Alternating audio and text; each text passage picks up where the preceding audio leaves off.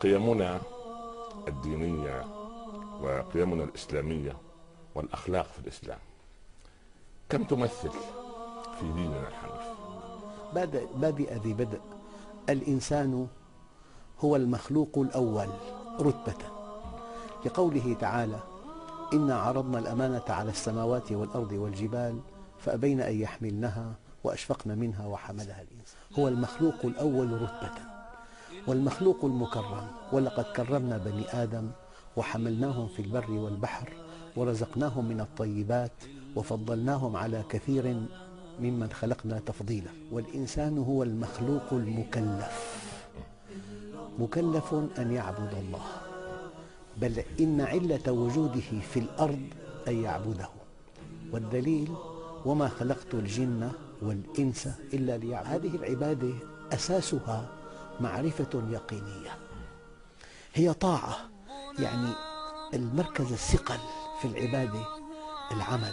ما إن تستقر حقيقة الإيمان في الإنسان حتى تعبر عن ذاتها بحركة، والأخلاق حركة. إذن هي طاعة طوعية أساسها معرفة يقينية. في هذا التعريف جانب معرفي، وفي جانب سلوكي، وفي جانب جمالي. الآن نشاطات الدين لا تعد ولا تحصى، ولكن يمكن أن تضغط بكلمة واحدة: الاستقامة.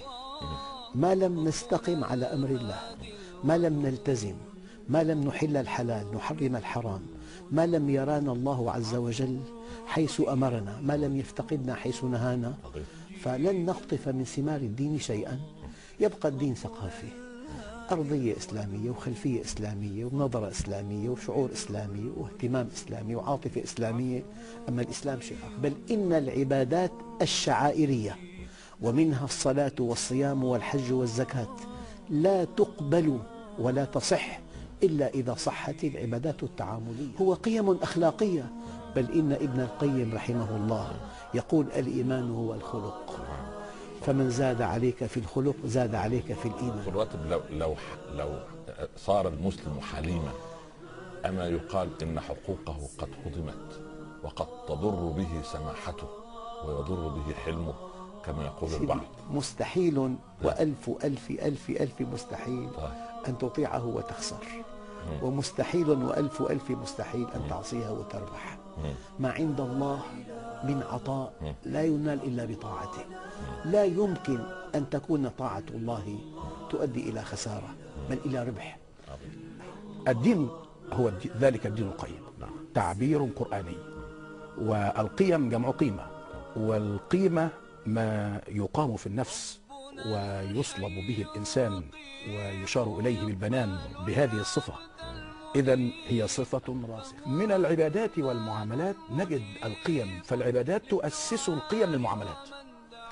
العبادات تؤسس القيم للمعاملات.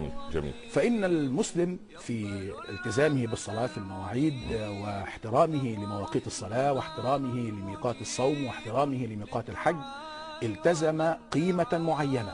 هذه القيمة يطبقها في المعاملة. طب يعني هو لما صلى وفشل في التعامل معي، نعم، ومع الدكتور العربي ومع الدكتور لما فشل، نعم، صلاته يعني لا شك، لا شك هي ده ترمومتر.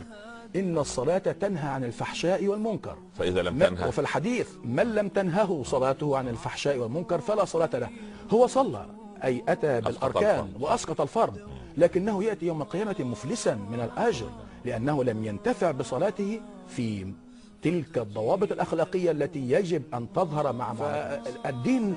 لا غبار عليه، بل الدين ممتلئ وثري بنصوصه التي إذا عجز الدعاة أمثالي عن الإيصال فإن النص وحده كاف. النص وحده لمن يريد أن يقرأه وأن يريد أن يعيش فيه يجد فيه متعة ويجد فيه جلال عندما ينتقل من العبادة إلى المعاملة.